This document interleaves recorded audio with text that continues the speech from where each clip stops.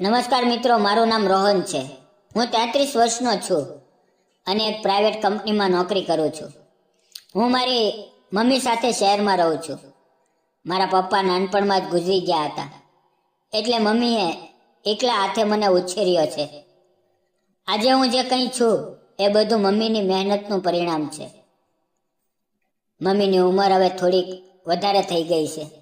ઘૂંટણમાં દુખાવો રહે છે, છતાં ઘરનું બધું કામ તે પોતે કરે છે.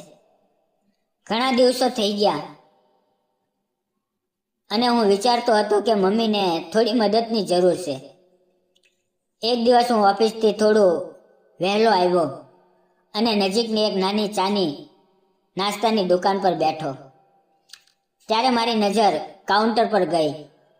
એક અત્યંત સુંદર યુવતી ઊભી હતી. તેના ચહેરા પર ગહેરું દુઃખ અને લાચારી હતી.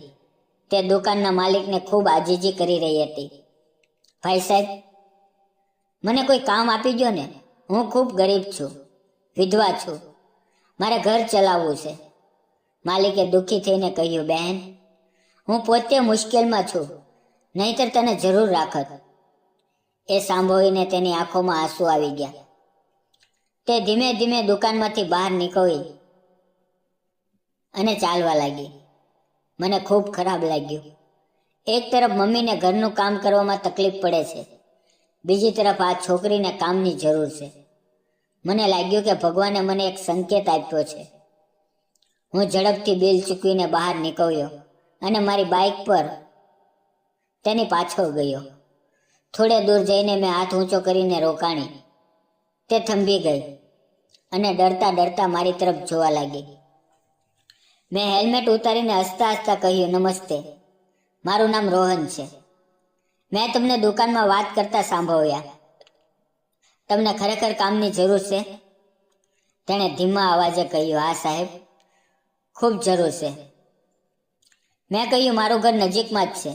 મારી મમ્મીને ઘરના કામમાં મદદની જરૂર છે. રસોઈ બનાવવી, સફાઈ કરવી, વાસણ ધોવા, આ બધું આવડે છે? એ સાંભળતા જ તેના ચહેરા પર એક નાનકડી ખુશીની લહેર દોડી ગઈ. તેણે આંખોમાં આભાર ભરીને કહ્યું, હા, મને બધું આવડે છે.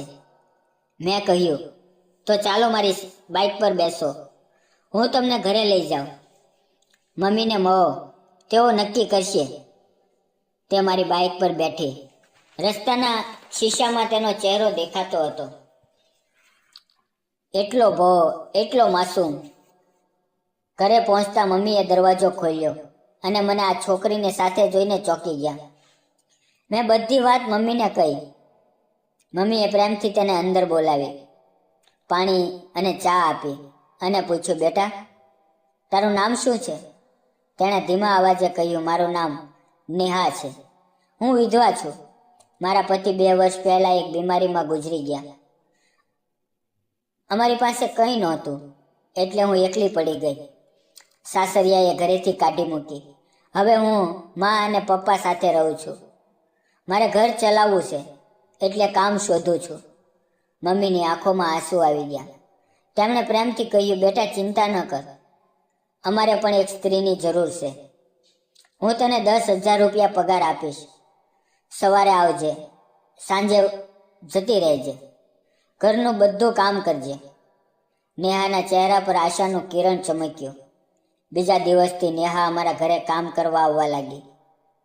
તે સવારે 7 વાગ્યે આવે, ઘર સાફ કરે, નાસ્તો, જમવાનું બનાવે, વાસણ ધોઈ નાખે, કપડાં ધોઈ નાખે અને સાંજે 5 વાગ્યે ફરી આવે અને રાતનું જમવાનું બનાવીને જાય. મમ્મી તેના ખૂબ જ વખાણ કરતી અને સાચું કહું તો ધીમે ધીમે મારું મન પણ નેહા પર આવી ગયું. તેની માસૂમ હાસ્ય, નરમ વાણી, ઈમાનદારી, બધું જ મને પોતાની તરફ ખેંચતું હતું. ક્યારેક અમારી નજરો મળતી તો તે શરમાઈને નજર નીચી કરી લેતી. એક દિવસ મારા માસી ખૂબ બીમાર પડ્યા. મમ્મીએ કહ્યું, મારે 2-3 દિવસ ત્યાં રહેવું પડશે. મેં કહ્યું, મમ્મી, ચિંતા ન કરો, નેહા છે ને, બધું સંભાળી લેશે. બીજા દિવસે સવારે મમ્મી ગયા. ઘરમાં હવે ફક્ત હું અને નેહા હતા. સવારે નેહા આવી, ઘર સાફ કર્યું, નાસ્તો બનાવ્યો. મેં કહ્યું, અરે તું પણ નાસ્તો કરી લે, મારી સાથે બેસ. તે શરમાઈ, પણ પછી મારી સામે બેસી ગઈ. અમે સામસામે બેસીને નાસ્તો કર્યો. મિત્રો, તેની આંખોમાં એક અલગ જ ચમક હતી. નાસ્તો પૂરો થયો, તેણે મારું ટિફિન પેક કર્યું. હું તેને ઘરે મૂકવા ગયો. રસ્તામાં ખાડા બ્રેકર પર તે મારી કમર ચુસ્ત પકડી લેતી. એ સ્પર્શે મારું દિલ ધડકતું થઈ જતું. સાંજે હું ઓફિસમાંથી વહેલો આવ્યો અને સીધો તેના ઘરે ગયો. તે દરવાજો બંધ કરી રહી હતી. મને જોઈને તેની આંખો ચમકી ઉઠી. તે ચૂપચાપ મારી બાઇક પર બેસી ગઈ અને અમે ઘરે આવ્યા. ઘરે આવતા જ તેણે ચા બનાવી. મેં કહ્યું, 2 કપ લાવ, આપણા બંને માટે. હવે ચા આપતી વખતે તેની આંગળીઓ મારી હથેળી સાથે અડી ગઈ. અમારી નજરો મળી. તે ગભરાઈને પાછો હટી, પણ એ સ્પર્શે મારા હૃદયમાં આગ લગાવી દીધી. અમે સોફા પર નજીક નજીક બેઠા. બહાર કાળા વાદળો છવાયા, વીજળી ચમકવા લાગી. જોરદાર વરસાદ શરૂ થઈ ગયો. વાતાવરણ એકદમ રોમાન્ટિક બની ગયું. મેં ધીમે ધીમે તેનો નાજુક હાથ મારા હાથમાં લીધો. તેની આંખોમાં શરમ અને પ્રેમ બંને હતા. મેં કહ્યું, નેહા, મારે તને કંઈક કહેવું છે.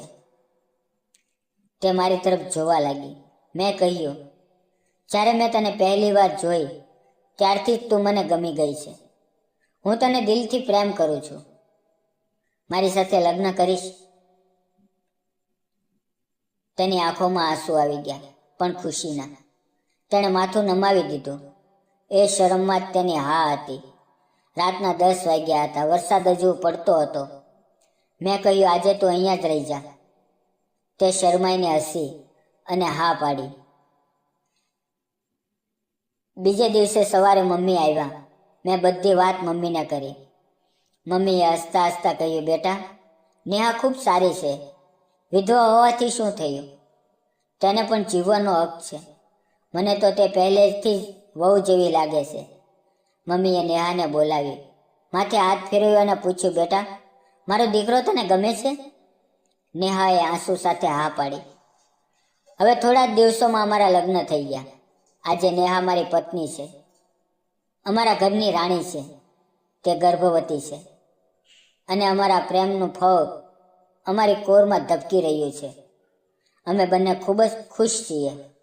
મિત્રો, સાચો પ્રેમ ક્યારેય ભૂતકાળ જોતો નથી, ફક્ત દિલ જુએ છે. જો વાર્તા ગમી હોય તો લાઈક, શેર અને સબસ્ક્રાઈબ કરવાનું ન ભૂલતા. ફરી મળશું નવી વાર્તા સાથે. વિડીયો પૂરો જોવા બદલ આપ સૌ મિત્રોનો ધન્યવાદ મિત્રો.